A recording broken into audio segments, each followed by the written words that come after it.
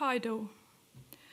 Before the flood, I dreamed in blue, laid upon the reeds, crushed sea daffodils on my skin to cover the smell. It was my first blood, later than all the other women. The sun was directly above me. The rushing sound of the sea weighted my eyelids, and I slipped into sleep. It was a blue wave that I found myself in, but everything was the same.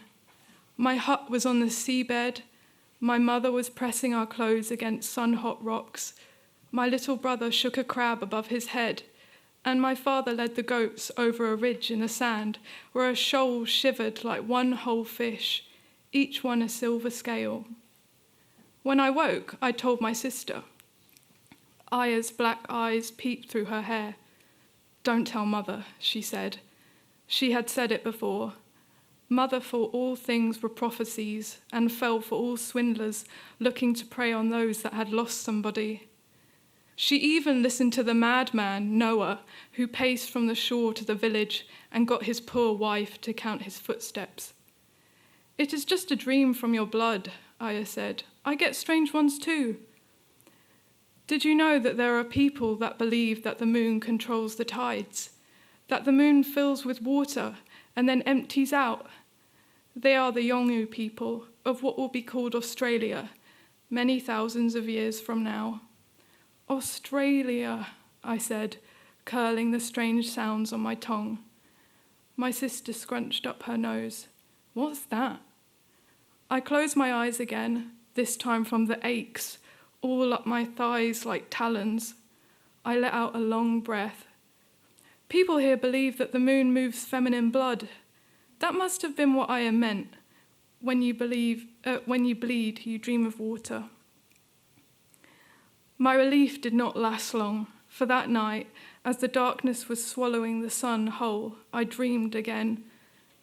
This time, the land was blue, like my dead brother when he came out of Mother with the cord around his neck.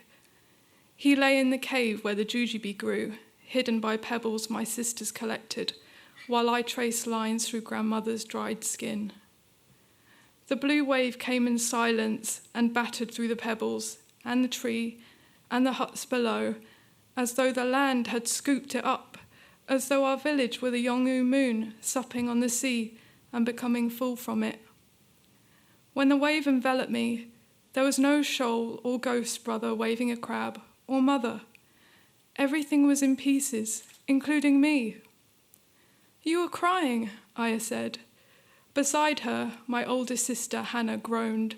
Her big round belly rippled. "What did you dream, Maya?" That was Mother from her pallet.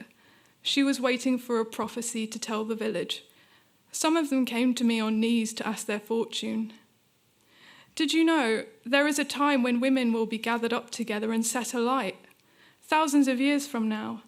Not my grandmother, who prophesied my birth. Not the oracle of Ammon, who will speak to Alexander.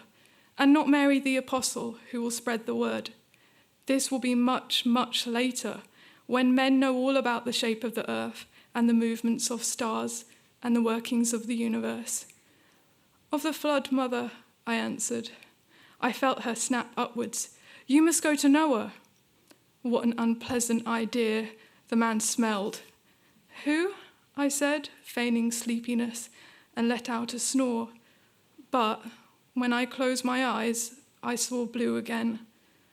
Perhaps I should go to Noah and ask him of the footsteps in the sand. Thank you.